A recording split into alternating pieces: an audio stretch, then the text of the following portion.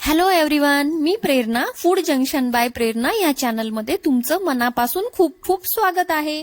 आज आपण अगदी मऊ लुसलुशीत आणि होटांनी चावता येईल अशी पुरणपोळीची रेसिपी बघणार आहोत। बरेचदा नवशिक्यांना किंवा नवविवाहित मुलींना पुरणपोळी बनवायला अवघड वाटते, कारण काय होतं की सामुग्रीचं अचूक प्रमाण आणि पोळ्या बनवण्याची योग्य पद्धतच त्यांना माहित नसते। त्यामुळे पोळ्या लाटताना त्या फाटतात किंवा भाजताना पण त्या फुटू शकतात। तसेच पोळ्या थंड झाल्यानंतर देखील त्या कडक होतात। तर असं काही होऊ नये आणि प्रत्येकाला मऊ लुसलुशीत अशी पुरणपोळी न फाटता आणि न तुटता बनवता यावी, यासाठी मी आजच्या व्हिडिओमध्ये सामग्रीचं अचूक प्रमाण आणि पोळ्या बनवण्यासाठी काही योग्य टिप्स सांगणार आहे। पोळ्या बनवण्यासाठी कणिक कशी भिजवायची, त्याची योग्य पद्धत आणि पुरण बनवण्यासाठी सामग्रीचं अचूक प्रमाण आणि यासाठी मी टिप्स तर तुम्हाला खूप सारे यामध्ये सांगणारच आहे आणि त्यामुळे तुमच्या पोळ्या देखील कधीही चुकणार नाही। चला तर मग व्हिडिओला सुरुवात करूया। आता सर्वात आधी आपण पुरण बनवायला घेऊया। त्यासाठी आपल्याला इथे मी मेजरमेंटच्या कपनी 2 कप इथे हरभऱ्याची डाळ घेतलेली आहे। इथे 1 कप डाळ म्हणजे 250 ग्रॅम, म्हणजे साधारण पाव किलो डाळ आपण घेतलेली आहे। आपण इथे 2 कप घेणार आहोत, म्हणजे आपण अर्धा किलोचं प्रमाण इथे घेणार आहोत। डाळ आपल्याला स्वच्छ धुवून घ्यायची आहे। 2 ते 3 पाण्याने मी ही डाळ स्वच्छ धुवून घेतलेली आहे। त्यानंतर आपण ही डाळ कुकरला लावून घेऊया। इथेच आपल्याला कुकरमध्ये किती पाणी टाकायचं हे समजत नाही, त्यामुळे अर्धा किलो डाळीसाठी आपण इथे 4.5 कप त्याच कपाने मोजून हे पाणी त्यामध्ये टाकणार आहोत। ज्या कपने आपण इथे डाळ मेजर केली होती त्या सेम कपने आपण इथे 4.5 कप पाणी मोजून घेणार आहोत। एवढं प्रमाण पाण्याचं पुरेसं होतं। एवढ्या पाण्यामध्ये ही डाळ व्यवस्थितपणे मऊ शिजली जाते, त्यामुळे हे प्रमाण तुम्ही मोजूनच घालायचं आहे। त्यानंतर त्या पाण्यामध्ये आपण पाव चमचा हळद टाकून घेऊया। त्यानंतर 2 चमचे इथे आपण तेल टाकलेलं आहे। हळदीमुळे आपल्या पुरणाला कलर चांगला येतो आणि तेलामुळे आपली डाळ पूर्ण एकसारखी आणि मऊ शिजून होते।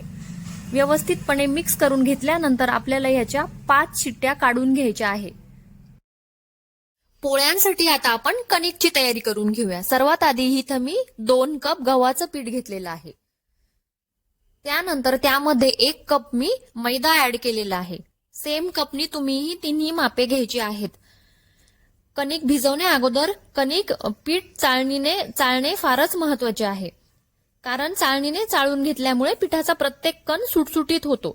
यामध्ये कुठेही पिठाच्या गुठळ्या राहत नाहीत आणि त्यामुळे कणिक अगदी एकसारखी भिजली जाते। पुरणपोळीची कणिक एकसारखी छान भिजली गेली की पोळ्या देखील छान आणि मऊ लुसलुशीत तयार होतात। या प्रमाणात दोन्ही पीठ घेऊन बनवलेल्या पुरणपोळ्या लाटताना फाटत देखील नाही। शिवाय तुम्ही पोळी देखील जास्त पुरण भरून हवी तेवढी पातळ लाटू शकता। आपण यामध्ये मैद्याचा वापर याच्यासाठी केला आहे, कारण प्रत्येकाच्या गव्हाच्या पिठाची क्वालिटी एकसारखी नसते आणि पुरणपोळ्या लाटताना फाटण्याचं कारण गव्हाच्या क्वालिटीवर देखील काहीसं डिपेंड असतं। त्यामुळे गव्हाचं पीठ तुम्ही कुठल्याही क्वालिटीचं जरी वापरलं पण त्याच्यामध्ये मैदा जर तुम्ही ऍड करून घेतला तर तुमची पोळी फाटणार देखील नाही आणि खूपच छान मऊ लुसलुशीत तुमच्या पोळ्या बनल्या जातील आणि थंड झाल्यानंतर त्या कडक देखील होणार नाहीत। त्यामुळे नवशिक्यांनी तर दोन्ही पिठाचा वापर करून पुरणपोळ्या बनवायच्या आहेत, म्हणजे तुम्हाला न चुकता पुरणपोळ्या अगदी छान पद्धतीने बनवता येतील आणि पहिल्याच ट्राय मध्ये तुमच्या पोळ्या फाटणार देखील नाहीत। आपलं पीठ आता पूर्ण चाळून झालेलं आहे। तुम्ही बघू शकता गव्हाचा हा कोंडा बाजूला आलेला आहे। गरजेनुसार आपण या पिठामध्ये अर्धा चमचा मीठ टाकून घेऊया आणि 2 चमचा तेल टाकून घेऊया। सगळं कोरडं आपण त्यामध्ये मिक्स करून घेऊया आणि एका तांब्यामध्ये आपण इथे हळद मिक्स करून घेणार आहोत। बरेच लोक पिठामध्येच हळद पावडर मिक्स करतात, परंतु त्याच्यामुळे काय होतं की हळद पिठात एकसारखी मिक्स होत नाही आणि हळदीच्या गुठळ्या काही ठिकाणी पिठामध्ये तशाच राहतात। त्यासाठी पिठाला एकसारखा रंग येण्यासाठी ही ट्रिक वापरायची आहे आणि ह्या पाण्याने आपण आज हे पीठ मळून घेणार आहोत। हळदीमुळे आपल्या पिठाला रंग देखील फारच छान येतो आणि अशी तर छान कणिक मळून घ्यायची आहे आपल्याला। पुरणपोळीची कणिक भिजवताना तिला जास्त घट्ट किंवा सैल भिजवायची नाही आपल्याला, कारण तुमची कणिक जर जास्त घट्ट भिजवली गेली तर कणकेमध्ये म्हणावं तेवढं पुरण नाही बसत आणि मग पोळ्या देखील लाटताना फाटतात आणि मग नंतर कडक होतात. आणि जास्त सैल भिजवली गेली कणिक तर तुमच्या पोळ्या पोळपटाला चिकटतात आणि त्याच्यामुळे आपल्याला कोरडं पीठ जास्त त्याला लावावं लागतं. आणि मग सुकं पीठ जास्त लावल्यामुळे काय होतं, भाजल्यानंतर त्या भुरकट होतात आणि कडक पण होतात. म्हणून मीडियम याच्यामध्ये आपल्याला हे पीठ भिजवून घ्यायचं आहे आणि 2 तासांसाठी आपल्याला हे रेस्ट करायला बाजूला ठेवायचं आहे. हे पीठ जितकं जास्त वेळ तुम्ही भिजू घालाल तेवढं ते मऊ आणि लवचिक होतं. कणिक भिजेपर्यंत आपली ही डाळ देखील आता कुकरला 5 शिट्ट्या देऊन थंड झालेली आहे. तुम्ही पाहू शकता आपली ही डाळ किती छान पद्धतीने एकसारखी शिजली गेलेली आहे. आणि तुम्ही हे पण बघू शकता की आपली डाळ ओव्हर कुक न होता अगदी आतपर्यंत व्यवस्थित शिजलेली आहे. डाळीचा प्रत्येक दाणा हा एकसारखा मऊ शिजला गेला आहे. डाळीची येळवणी सेपरेट करून घेण्यासाठी आपण ही डाळ एका चाळणीत ओतून घेऊया. चाळणीतील येळवणी पूर्णपणे निथळून आपल्याला घ्यायची आहे. ही येळवणी आपण कटाच्या आमटीसाठी इथे वापरणार आहोत. पूर्ण डाळ निथळून व्यवस्थितपणे आपल्याला सर्व त्याचं पाणी निथळेपर्यंत ही डाळ आपल्याला चाळणीमध्ये ठेवायची आहे. तुम्ही बघू शकता किती छान घट्टसर आपलं इथे येळवणी कटाच्या आमटीसाठी निघालेलं आहे. डाळ परतण्यासाठी आपल्याला इथे एक जाड बुडाचं आणि पसरट असं एखादं भांड किंवा कढाई घ्यायची आहे. त्यामुळे पुरण भांड्याच्या तळाला करपणार नाही आणि भांड पसरट असल्यामुळे आपलं पुरण देखील लवकर परतल्या जाईल. त्यामुळे इथे मी एक कढई घेतलेली आहे आणि गूळ टाकण्या अगोदरच मंद आचेवर आपल्याला डाळीतील ओलावा काहीसा कमी होईपर्यंत ही डाळ परतून घ्यायची आहे. त्यामुळे आपलं पुरण पातळ होणार नाहीये. आणि थोडंसं परतून झाल्यानंतर पूर्ण त्याचं पाणी आटल्यानंतर आपल्याला ह्या डाळीमध्ये गूळ टाकून घ्यायचा आहे. इथे अर्धा किलो गूळ मी वापरलेला आहे. तुमच्या आवडीनुसार तुम्ही गोडाचं प्रमाण कमी किंवा जास्त करू शकता. अर्धा किलो डाळीसाठी अर्धा किलो गूळ हे योग्य प्रमाण आहे. पण तुम्हाला जर कमी गोडाची पोळी खायची असेल तर तुम्ही इथे 400 ग्रॅमच गूळ वापरायला हवाय. त्यानुसार तुम्ही गुळाचं प्रमाण कमी अधिक करू शकता. जर पोळीसोबत जर तुम्हाला एखादा गोडाचा पदार्थ असेल, जसं गुळवणी असेल किंवा आंब्याचा रस असेल, तर आपल्याला कमी गोडाची पुरणपोळी हवी असते. त्यामुळे ते प्रमाणही मी तुम्हाला इथे सांगितलेलं आहे. पुरण परतत असताना इथे 5 ते 10 मिनिटं झालेली आहे. तुम्ही बघू शकता की बऱ्यापैकी आपलं पुरण इथे परतलं गेलेलं आहे. तर पुरण परतून झालंय हे ओळखण्यासाठी आज मी तुम्हाला इथे एक ट्रिक सांगणार आहे. हा जो चमचा किंवा एखादी उलथणी तुम्ही अशी पुरणामध्ये उभी करू शकता, जेणेकरून ती स्वतःहून जर पडली नाही तर असं समजायचं की आपलं पुरण बनवून तयार झालेलं आहे. आणि दुसरी अशी गोष्ट की तुम्ही हाताने पुरणाला टच करून बघा, जर ते चिकटलं नाही तर समजायचं की आपलं पुरण इथे बनवून तयार झालेलं आहे.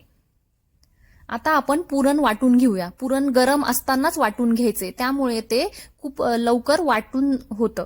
थंड झाल्यानंतर पुरण वाटायला खूप जास्त वेळ लागू शकतो. त्यामुळे ते गरम असतानाच तुम्ही एखाद्या चमच्याच्या किंवा वाटी किंवा ग्लासच्या साह्याने ते एका चाळणीमध्ये घेऊन वाटू शकता. तुम्ही बघू शकता किती चांगल्या पद्धतीने आपण इतक्या फास्ट हे पुरण वाटून घेतलेलं आहे. इथे मी चमच्याच्या साह्याने हे सर्व पुरण वाटून घेतलेलं आहे. पुरण वाटून झाल्यानंतर त्यामध्ये आपण इलायची आणि जायफळाची पावडर टाकून घेणार आहोत. ही पावडर मी आता टाकून घेतलेली आहे. गरजेनुसार आपण ती पावडर वापरू शकतो. आणि पूर्ण पुरण आपण हे छान पद्धतीने मिक्स करून घेऊया. आपली ही पुरणपोळीची कणिक 2 घंटे आपण बाजूला ठेवली होती. आता ही पुरणपोळीची कणिक खूपच छान भिजली आहे आणि तेल देखील पिठामध्ये पूर्ण मुरलेलं आहे. पिठामध्ये तेल छान मुरलं की कणिक देखील लवचिक होते आणि पोळ्या लाटताना त्या अजिबात फाटत नाहीत. हे पहा, पिठाला असा लवचिकपणा येणं फार गरजेचं आहे. त्यामुळे जास्त पुरण भरलं तरी पण पोळ्या फाटत नाहीत आणि आपल्याला हव्या तेवढ्या पातळ पोळ्या आपल्याला लाटता येतात. आणि आपल्या पुरणपोळ्या थंड झाल्यानंतरही मऊ आणि लुसलुशीत राहतात. आपलं कणिक इथे बनवून तयार आहे. इथे पोळपाट घेतलेला आहे आपण. त्यासाठी तुम्हाला मी एक ट्रिक सांगणार आहे. इथे एक पांढरं उपरणं किंवा रुमाल तुम्ही घेऊ शकता, जो पोळपटाला इथे मी बांधून घेणार आहे. त्यामुळे काय होणार आहे की आपली पोळी पोळपटाला अजिबात चिकटणार नाहीये. आणि अशा पद्धतीने केल्यामुळे आपण यावर 100 पेक्षाही जास्त पोळ्या खूप छान पद्धतीने बनवू शकतो. पोळी याला चिटकत देखील नाही आणि खूप फास्ट आपण याच्यावर पोळ्या लाटू शकतो. त्यामुळे अशी ट्रिक तुम्हीही करून बघा. पोळपाटाला रुमाल बांधून घ्या आणि त्याच्यावर तुम्ही एकदा पोळ्या करून बघा. लिंबा एवढा उंडा घेऊन त्याला सुकं पीठ लावून त्याची खोलगट अशी वाटी तयार करून घ्यायची आहे. या वाटीचा जो खोलगट भाग आहे तो जरासा जाडसर ठेवायचा आहे आणि वाटीच्या कडांना पातळ करून घ्यायचा आहे. अशा पद्धतीने कणकेची खोलगट वाटी तयार करून घ्यायची आहे. जेवढा आपण कणकेचा उंडा घेतला होता त्याच्या 1.5 पट किंवा त्याच्या समप्रमाणात पुरणाचा उंडा घेऊन त्यात भरायचा आहे आपल्याला. तुम्ही बघू शकता अशा पद्धतीने आपण ही वाटी बनवून घेणार आहोत. त्याचा आतला भाग आहे तो जरासा जाडसर आपल्याला इथे ठेवायचा आहे आणि त्याच्या कडा पातळ करत करत जसं आपण मोदकसाठी वाटी बनवतो सेम त्या पद्धतीची वाटी इथे बनवलेली आहे. यामध्ये आपल्याला उंड्याच्या आकाराचा किंवा त्यापेक्षा 1.5 पट पुरणाचा उंडा भरून घ्यायचा आहे. किंवा त्यापेक्षा पुरण घेतलं तर पोळीला पुरणाची टेस्ट येणार नाही आणि जास्त प्रमाणात भरलं तर लाटताना ती फुटू शकते. त्यामुळे वाटीच्या आकाराचं किंवा त्यापेक्षा 1.5 पटच जास्त पुरण आपल्याला त्यामध्ये भरून घ्यायचं आहे. याच्यामुळे खूपच चवदार पोळी बनते आणि त्याच्या कडा मिळवून घ्यायच्या आहेत. तुम्ही बघू शकता या पद्धतीने आपण सर्व कडा इथे मिळवून घेतलेल्या आहेत. हा जो वर आलेला भाग आहे काही लोक हा काढून टाकतात, बट आपल्याला तो काढून न टाकता तिथेच दाबून द्यायचा आहे. अशा पद्धतीने आपण हा उंडा बनवून घेतलेला आहे.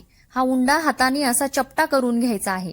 त्यामुळे पूर्ण त्यामधलं पुरण एकसारखं कडापर्यंत समप्रमाणात ते पसरलं जाईल आणि आपली पोळीमध्ये पुरण एकसारखं आणि समान पद्धतीने पसरवलं जाईल. तुम्ही बघू शकता थोडासा मैदा इथे मी पोळपाटाला ऑलरेडी लावून घेतलेला आहे आणि मैदा टाकूनच आपल्याला ही पोळी आता हलक्या हाताने लाटून घ्यायची आहे. तुम्ही बघू शकता हाताने आपण असा थोडासा त्याला दाबून घेऊया म्हणजे पुरण पूर्ण पिठाच्या कडापर्यंत ते पोहोचलं जाईल आणि आपली पोळी असं केल्यामुळे फुटत देखील नाही. त्यामुळे एकदम हलक्या हाताने आपल्याला असं करून घ्यायचं आहे. त्यानंतर आपल्याला हलक्या हाताने ही पोळी लाटून घ्यायची आहे. तुम्ही बघू शकता पोळी लाटत असताना आपल्याला पोळी न फिरवता पोळपाट इथे फिरवून घ्यायचा आहे आणि कशीही पोळी लाटली तरीही ही पोळी पोळपाटाला अजिबातच चिटकत नाही. तुम्ही बघू शकता किती छान पद्धतीने आपली पोळी इथे बनवून तयार झालेली आहे. तुम्ही कितीही पातळ आकाराची इथे पोळी लाटू शकता. त्यामुळे आपली पोळी फुटणार देखील नाही आणि चिकटणार देखील नाही. तुम्ही बघू शकता आपली पोळी छान बनवून लाटून तयार झालेली आहे. आता आपण हिला तवा गरम करायला मी ऑलरेडी ठेवलेला होता त्यावर ही पोळी आपण टाकून घेऊया. थोडंसं तूप ऑलरेडी मी टाकून घेतलेलं आहे. त्याच्यानंतर आपण ही पोळी तव्यावर टाकून घेत आहोत. पोळी तव्यावर आपण टाकून घेतलेली आहे. 1 मिनिटानंतर आपण हिला उलटून घेऊया. तुम्ही बघू शकता आपण पोळी इथे उलटलेली आहे आणि उलटल्यानंतर पोळीला लगेचच बबल्स यायला सुरुवात झालेली आहे. सगळ्या बाजूनी फिरवत फिरवत आपल्याला ही पोळी भाजून घ्यायची आहे.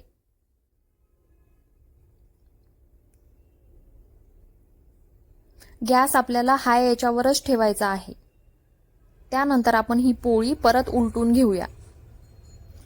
तुम्ही बघू शकता पोळी उलटल्यानंतर लगेचच फुगायला सुरुवात झालेली आहे आणि टम्म अशी आपली छान पोळी फुगलेली आहे. तर दोन्ही बाजूनी तिला छान व्यवस्थित भाजून साजूक तूप आपण लावून घेऊया.